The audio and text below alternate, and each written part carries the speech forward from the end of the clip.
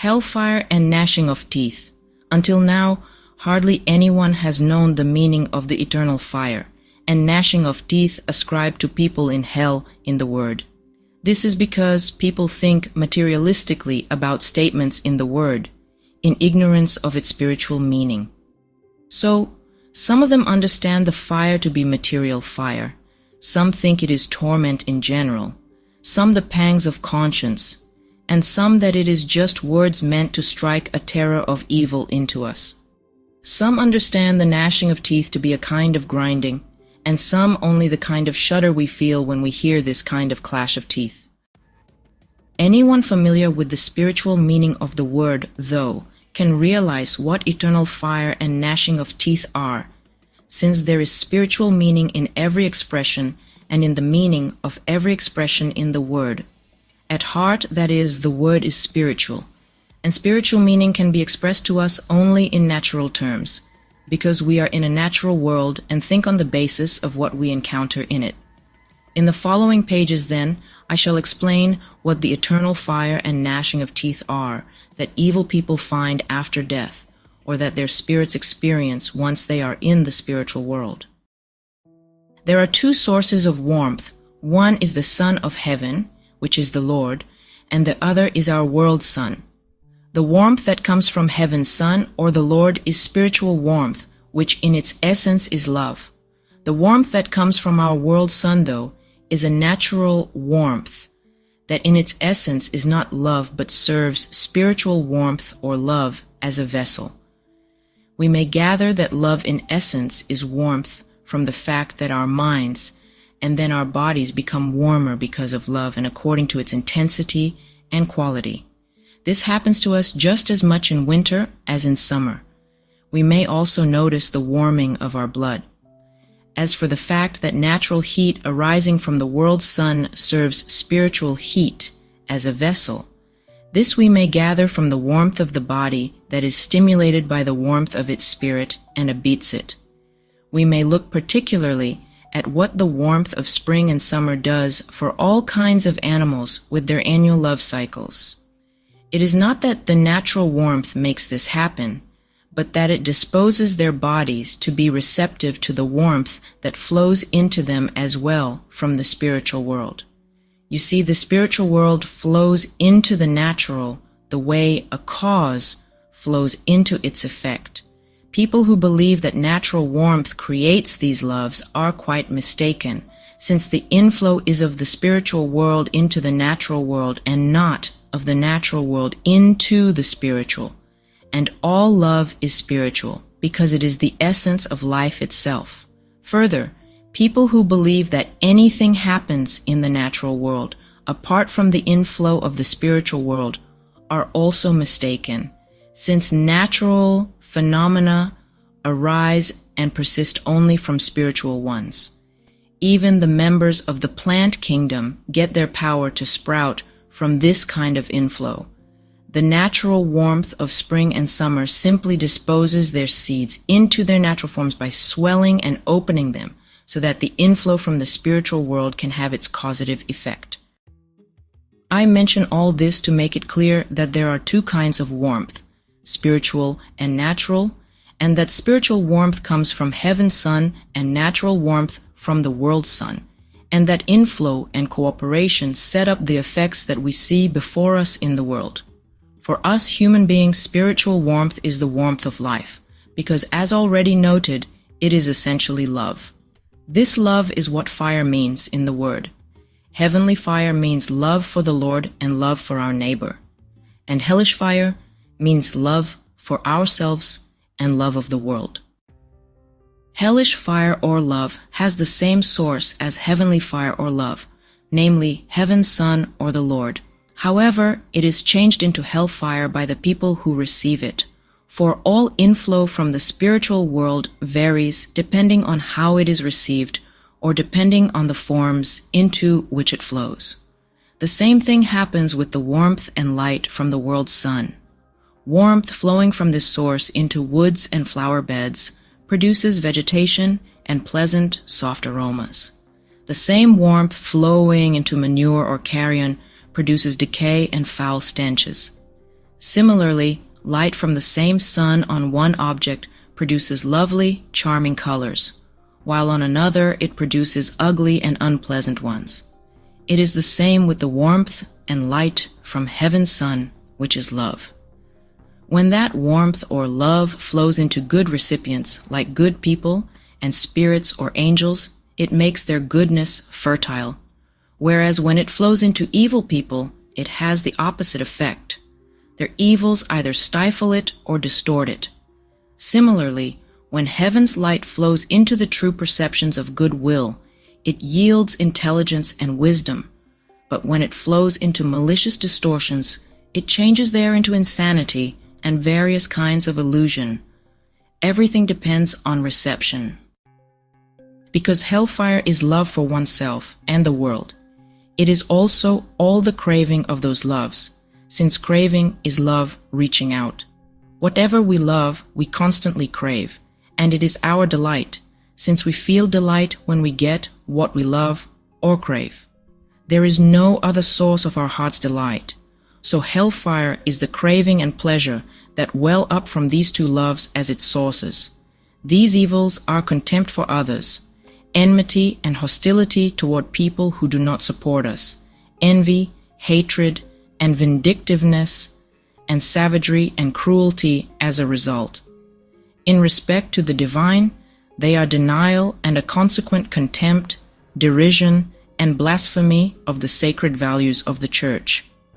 After death, when we become spirit, these turn into rage and hatred against such values. Further, since these evils are constantly breathing out the death and destruction of everyone we see as the enemy, of everyone who is the target of this blazing hatred and vengefulness, the delight of our lives is the intent to destroy and kill, or to the extent that we cannot do this, to inflict harm, to wound, and to savage. These are the meanings of fire in the word when it deals with evil people and the hells. I should like to cite a few passages in support. In these and many other passages, fire means the craving of love for oneself and love of the world, and the smoke from the fire means the falsity that comes from this evil, because hellfire means the urge to do the evils prompted by love for oneself and the world, and because this kind of urge is characteristic of everyone in hell. When the hells are opened, one sees the kind of smoky fire you get in conflagrations. An intense fire rises from the hells, where love for oneself rules, and a flickering one from the hells where love of the world rules. When the hells are closed, though, this fire is not visible. Instead, there is something dark, as though made from thickened smoke. Still, that fire is raging inside, as you can tell from the radiating heat.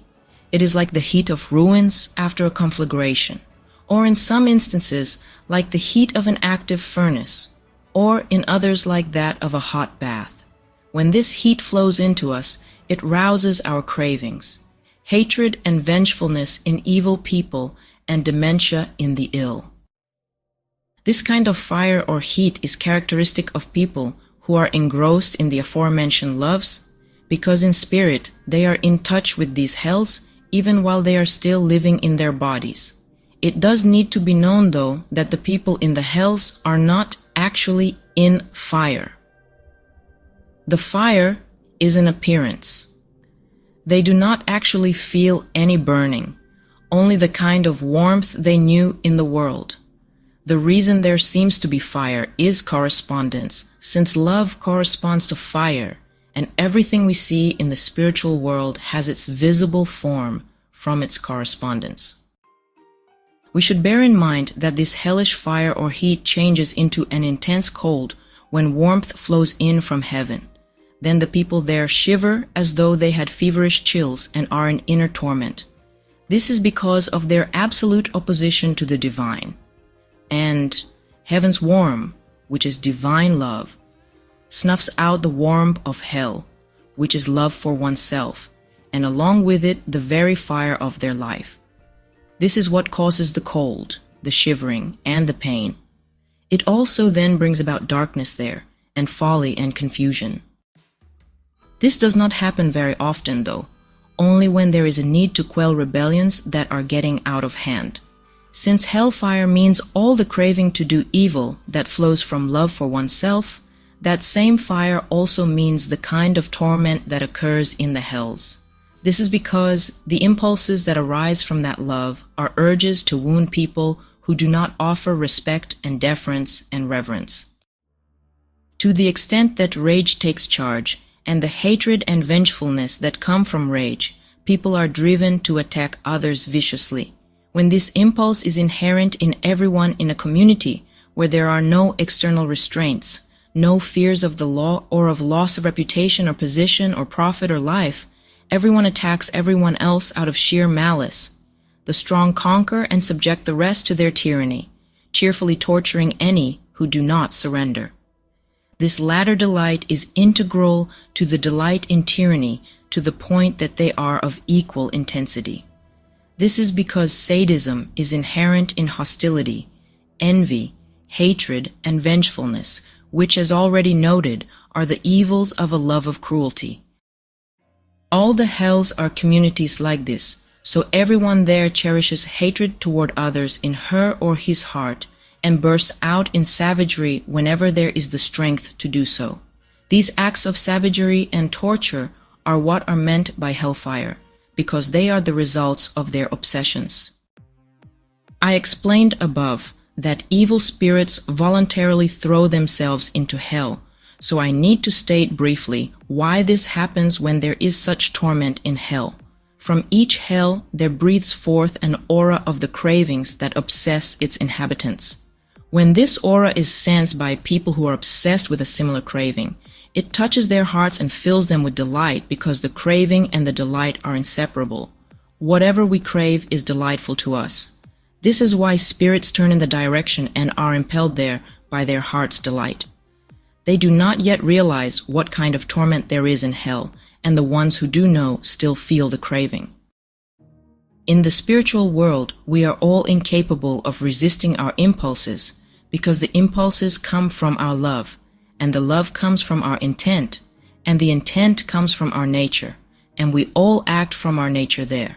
So when spirits voluntarily or freely arrive at their hell and go in, they are accepted cordially at first and think they have arrived among friends. This lasts only a few hours though.